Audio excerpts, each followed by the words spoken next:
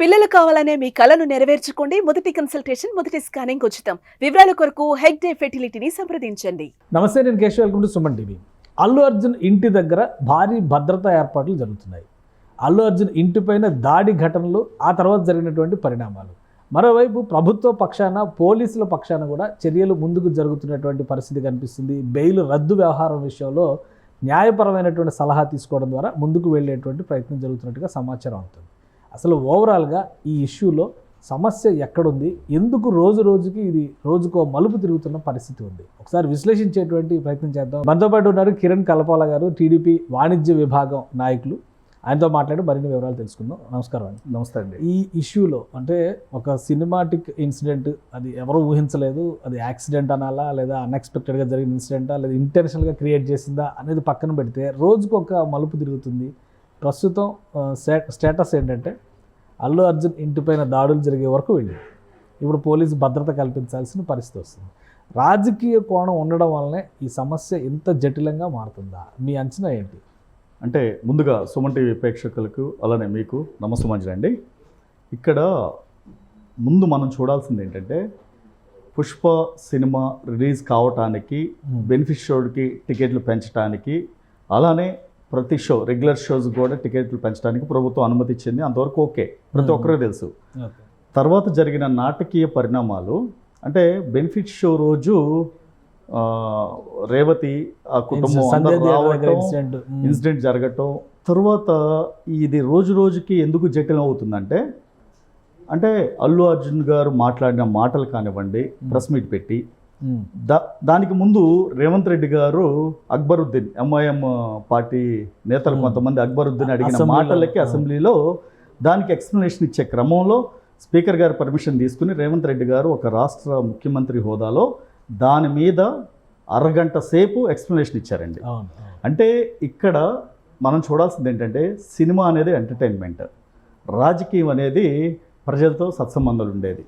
Okay, entertainment, రాజకీయం. ఇప్పుడు social మీడియాలో చూస్తే ఇది రాజకీయ కోణంగా కొంతమంది, దీన్ని కక్షపూరితంగా కొంతమంది, రేవంత్ రెడ్డి గారు పేరు ప్రస్తావించలేదు అందుకనే అల్లు అర్జున్ తెలంగాణ సీఎం అని కొద్దిగా ఇలా అనుకోవటం. అది ఏంటంటే, అది నిజంగా చెప్పాలంటే రేవంత్ రెడ్డి గారు అలాంటి చిన్న చిన్న విషయాల మీద దృష్టి పెట్టి ఆయనకున్న టైంని వేస్ట్ చేసుకునే మనిషి కాదు. ఓకే, నెక్స్ట్ వచ్చేసి సరే, ఆ రోజు పేరు నిజంగా గుర్తుందా లేదా, అది attitude problem, Allu Arjun attitude ప్రాబ్లమా, అవన్నీ పక్కన పెడితే ఆ రోజున జరిగింది నష్టం జరిగిందండి. నష్టం అంటే ఆస్తి నష్టం కాదు, ప్రాణ నష్టం జరిగింది. ఇప్పుడు దేన్నైనా పోయిన ఆస్తిని సంపాదించుకోవచ్చు, పోయిన డబ్బుని మళ్ళీ మనం సంపాదించుకోవచ్చు, వ్యాపారం చేస్తూ లేకపోతే ఇంకోటి చేస్తూ. ఇక్కడ ప్రాణ నష్టం జరిగింది. ప్రాణ నష్టం జరిగిన తర్వాత అంటే 11-12 రోజులు ప్రభుత్వాలు కానీ ఎవ్వరు ఏం మాట్లాడలేదండి. ఎందుకంటే ఈ అల్లు అర్జున్ గారు వెళ్ళి అసలు దీనంతటిని సమస్యని పూర్తిగా ఆ రోజే క్లోజ్ చేయాలంటే ఎంతోసేపు పట్టేది కాదు. మరి ఆయన ఉన్న న్యాయ నిపుణులు కానివ్వండి, ఆయన ఒక వీడియో రిలీజ్ చేశాను, 25 లక్షలు సాయం చేస్తానన్నాను, తర్వాత వైద్య ఖర్చులన్నీ కూడా నేనే చూసుకుంటానని చెప్పాను. కరెక్ట్, నాకు మరుసటి రోజు ఉదయం తెలిసింది. ఇప్పుడు కరెక్టేనండి, ఇవన్నీ చెప్పారు. ఎక్కడో మారుమూల ఒక ఘటన జరిగితే, అది ఫైర్ యాక్సిడెంట్ కానీ రోడ్ యాక్సిడెంట్ కానీ జరిగితే, దానికి సీఎం గారు కానివ్వండి, లేదా మంత్రివర్గంలో ఉన్న సహచరులు కానివ్వండి వెళ్ళి పరామర్శించడం అనేది కామన్ అండి. ఇక్కడ ఆ రోజు ఘటన జరిగిన తర్వాత వీళ్ళు ఎక్స్గ్రేషియా అయ్యి ప్రకటించారు, కానీ కనీసం ఆ కుటుంబాన్ని పరామర్శించలేదండి. పరామర్శించలేదండి. Point number 1. Next point number 2, ఆ రోజు ఘటన జరిగి ఈ రోజు 12 రోజుల తర్వాత, అంటే వీళ్ళకి అది, నేను సినిమా ఇండస్ట్రీ మీద నేను ఫోకస్ పెట్టి వాళ్ళని ఏదో నెగిటివ్ చేయాలని కూడా కాదు. ఘటన జరిగి 12 రోజులు అయితే, ఇప్పుడు మన కుటుంబంలో ఏదైనా జరిగిందండి, రేపొద్దున మనం ఎలా రియాక్ట్ అవుతాం? తర్వాత అంటే రేవతి కుటుంబానికి రేవతి తల్లి చనిపోయి ఇంకొక పసిబిడ్డ, ఒక భర్త, ఆల్రెడీ కొడుకు చావు బతుకుల మధ్యలో ఉంటే, వీళ్ళకి అంటే సినిమా ఇండస్ట్రీ అనేది ఎంటర్టైన్మెంట్ కరెక్టే, వాళ్ళు ఎందుకు వచ్చారండి? ఆ ఎంటర్టైన్మెంట్ కోసమే కదా వచ్చింది. అంటే ప్రేక్షకులే నా దేవుళ్ళు. ఇప్పుడు రాజకీయాల్లోనేమో ప్రజలే నా దేవుళ్ళు అంటారు, ఇక్కడ వచ్చేప్పటికి ప్రేక్షకులే నా దేవుళ్ళు అంటారు. ఇప్పుడు చిరంజీవి గారు చూస్తే ప్రతిసారి ప్రతి ఇంటర్వ్యూలో మాట్లాడే మాట ఏంటంటే, ప్రేక్షకులే నా దేవుళ్ళు అంటారు. ఎందుకు? సినిమా హీరోకి ప్రేక్షకులే వాళ్ళ దేవుళ్ళు, వాళ్ళే కదా అసలు ఐడెంటిటీ ఇచ్చి. ఓకే, నెక్స్ట్ రేవంత్ రెడ్డి గారు ఇప్పుడు ఘటన జరిగింది, కుటుంబం చావు బతుకుల మధ్య ఉన్నాడు, ఆడపిల్ల రేవతి చనిపోయింది. తరువాత వీళ్ళ చేసింది అల్లు అర్జున్ చేసింది అంటే కనీసం కుటుంబాన్ని పరామర్శించడం, అంటే మా మేనేజర్ వెళ్ళాడు లేదా బన్నీ వాస్ వెళ్ళాడు అని చెప్తున్నారు. కానీ ఈయన వెళ్ళటానికి ప్రాబ్లం ఏంటండి? ఒక లీగల్ ఇష్యూస్ ఉన్నాయి. లీగల్ ఇష్యూ, అదే లీగల్ ఇష్యూ ఉంటే చిరంజీవి గారి దగ్గరికి ఎందుకు వెళ్ళాడు? అదే లీగల్ ఇష్యూ ఉంటే నాగబాబు గారిని ఎందుకు కలిసాడు? అదే లీగల్ ఇష్యూ ఉంటే ప్రెస్ ముందుకు వచ్చి ప్రెస్ మీట్ ఎలా పెట్టాడు? అది టోటలీ డిఫరెంట్ అండి. అంటే తప్పించుకోవడానికి అవకాశం, ప్లస్ తను మాట్లాడిన మాటలు రేపొద్దున మొన్న రేవంత్ రెడ్డి గారు అసెంబ్లీలో సుదీర్ఘ ప్రసంగం తర్వాత అల్లు అర్జున్ మాట్లాడిన మాటలు అవి లీగల్గా తన మెడకే చుట్టుకునే విధంగా ఉన్నాయి. ఎందుకంటే ఆ రోజున జరిగిన ఘటన మొత్తం పోలీసులు నిన్న ఒక వీడియో రూపంలో రేవంత్ రెడ్డి గారు మొత్తం సుదీర్ఘంగా అనర్గళంగా చెప్పారు. తర్వాత నేను అసలుకి నాకు తెలియదు, చనిపోయిన విషయం నాకు తెలియదు, ఘటన నాకు తెలియదు, నేను వెళ్ళిపోయాను, వెంటనే వెళ్ళిపోయాను, పోలీసులు చెప్పగానే వెళ్ళిపోయాను. అంటే ఇక్కడ పోలీసులకి అల్లు అర్జున్కి వారే ఉందా, లేదంటే రేవంత్ రెడ్డి గారికి అల్లు అర్జున్కి వారే ఉందా? లేదా అల్లు అర్జున్ రేవంత్ రెడ్డి గారే చెప్పారు కదా అల్లు అర్జున్ భార్య స్నేహ మా బంధువులని. అంటే ఇక్కడ బంధువుల మీద కక్ష సాధించుకోవడానిక, అంటే అల్లు అర్జున్ మీద కక్ష సాధించి రాజకీయంగా అదేంటి రేవంత్ రెడ్డి గారు లాభ పొందాలనా? ఇవన్నీ ఒట్టు మాటలండి, ఇవన్నీ ట్రాష్. ఇవన్నీ ఏంటంటే రోజు రోజుకి సమస్యలు ఒకటే సార్, కూర్చుని మాట్లాడుకుంటే సమస్య పరిష్కారం అవుద్ది. ఇక్కడ ఆ రోజు మాట్లాడిన తర్వాత అల్లు అర్జున్ గారు డైరెక్ట్గా రేవంత్ రెడ్డి గారిని సంబోధిస్తూ లేదా తప్పు జరిగింది, దీనికి పూర్తిగా మా టీం కానీ మేము కానీ చాలా విచారం వ్యక్తం చేస్తున్నాం అని చెప్తున్నారే కానీ దానికి వేరే విధంగా వేరే రకాలుగా మాట్లాడి నా క్యారెక్టర్ని అసోసియేషన్ చేశారు. ఎవరు చేశారు నీ క్యారెక్టర్ని అసోసియేషన్? ఎవరు చేశారు నీ క్యారెక్టర్? నీకు ఎవరు చేశారని నువ్వు క్యారెక్టర్ అసోసియేషన్ అంటున్నావు? అంటే సీఎం రేవంత్ రెడ్డి ఒక ప్రాణం పోయింది, ఇంకో ప్రాణం చావుబతుకుల మధ్య ఉంది అంటే అది క్యారెక్టర్ అసోసియేషనా? అంటే ఈ రోజున అంటే నీకు అంటే ఓవరాల్గా అసలు సినిమా ఇండస్ట్రీ బెనిఫిట్ షోలు ఇవ్వము, టికెట్ రేట్లకి ఇక కన్సిడరేషన్ ఉండదు, ఇవన్నీ అంటే సినిమా ఇండస్ట్రీ పైన దీనిపైన ప్రభావం ఏమో పడతలేదా? ప్రభావం అంటే సార్ ఒకటి చెప్తాను, నువ్వు సినిమా బడ్జెట్ ఎంత తీసావో ఎవరో తెలియదు. ఓకే, 300 కోట్ల బడ్జెట్ అని ఒక నిర్మాత, 500 కోట్ల బడ్జెట్ అని ఇంకొక నిర్మాత తీస్తాడు. కలెక్షన్లు వచ్చేటప్పటికి 1500 కోట్లు, 2000 కోట్లు. అందులో హీరోకి అల్లు అర్జున్కి 300 కోట్లు అని మనం సోషల్ మీడియాలో కానీ మీడియాలో చూస్తున్నాం. అంటే మొన్న పుష్ప సినిమా చూడటానికి ఒక సామాన్యుడు, అతి సామాన్యుడు 600 రూపాయలు పెట్టి సినిమా చూడాల్సిన అవసరం ఉంది. ఇప్పుడు వీళ్ళ ఫ్యామిలీ, రేవతి ఫ్యామిలీ కూడా 12,000 పెట్టి టికెట్లు కొను. ఇప్పుడు ఒక బెనిఫిట్ షో టికెట్ 1100 గవర్నమెంటే, ప్రభుత్వమే అంటే సినిమా ఇండస్ట్రీని సపోర్ట్ చేయాలన్న ఒక ఉద్దేశంతో అవకాశం ఇచ్చింది. వీళ్ళు దాన్ని బ్లాక్లో 3,000 రూపాయలకి టికెట్లు అమ్మి రేవతి కుటుంబం వెళ్ళింది. సో ఇక్కడ అంటే సినిమా ఇండస్ట్రీని కాపాడుకోవటం, సినిమా ఇండస్ట్రీని ప్రోత్సహించటం, హీరోలకి గౌరవించడం ఇవన్నీ ఒకటండి. ఇక్కడ స్టార్డమ్ అనేది ఒక హీరోకైనా ఒక క్యారెక్టర్ ఆర్టిస్ట్కైనా స్టార్డమ్ వచ్చిన తర్వాత ఎంత ఎదిగినా ఒదిగుండటం అనేది ప్రధానమైన లక్షణం అండి. ఆ రోజున ఎన్టీ రామారావు గారు కానీ, నాగేశ్వరరావు గారు కానీ, కృష్ణ గారు కానీ, శోభన్ బాబు గారు, కృష్ణరాజు గారు వీళ్ళందరూ సినిమా హీరోలుగా సక్సెస్ అయ్యి ఎంత ఎదిగినా ఒదిగి ఉండబట్టే ఈ రోజున మనం అందరం వాళ్ళని తలుచుకుంటున్నాం. ఇక్కడికి వచ్చేటప్పటికి హీరోలు రెమ్యునరేషన్లు వాళ్ళు ఇష్టం వచ్చినట్టు తీసుకుని, అంటే టికెట్లు పెంచుకుని, అంటే సామాన్య జనం మీద అతి భారం వేసేసి మీరు కలెక్షన్లు కోటాను కోట్లు సంపాదించుకుంటే ఎవరికండి? అంటే ఒక మెసేజ్ ఓరియంటెడ్ సినిమాకి టికెట్ల రేట్లు పెంచారంటే ఒక అర్థం ఉంది. లేదా ఒక ప్రొడ్యూసర్ వీక్గా ఉన్నాడు, బడ్జెట్ దాటిపోయింది, సినిమా టికెట్లు పెంచుకోవడానికి ఒక సందేశాత్మకమైన దేశభక్తి సినిమా ఉందంటే ఇవ్వండి.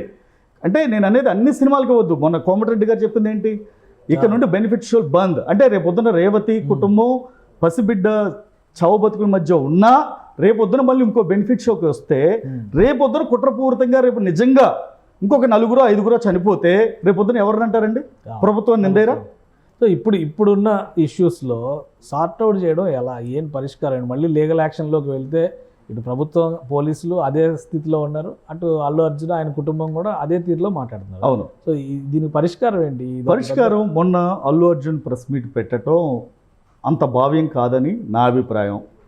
నెక్స్ట్ అల్లు అరవింద్ గారు ఒక మాట అంటున్నాడు, ఏమని?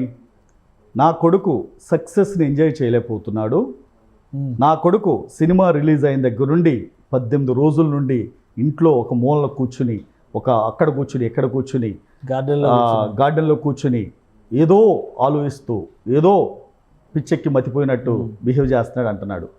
అంటే మరి ఇక్కడ ఎంతసేపు నీ కొడుకు గురించి ఆలోచిస్తున్నావు కదా, మరి ఇక్కడ భార్యను చనిపోయి, భార్య అంటే ఏ రోగం వచ్చో హాస్పిటలైజ్ అయ్యో లేదా కిడ్నీలో లేదా గుండె పాడయ్యి చనిపోతే భర్త భరిస్తాడు. ఒక సినిమాకి వెళ్ళి భార్యని పోగొట్టుకుని కొడుకుని చౌబతుకుల మధ్య ఉంటే రేపొద్దున ఇంకొక బిడ్డకి తల్లి లేకుండా ఉంటే మరి ఆ కుటుంబం ఏ విధంగా బాధపడాలి? ఇప్పుడు ఒక్కరోజు రేవంత్ రెడ్డి గారు మాట్లాడిన దాంట్లో నాకేం తప్పు కనిపించట్లేదండి. I'm not against to Allu Arjun, I'm not against to cinema industry.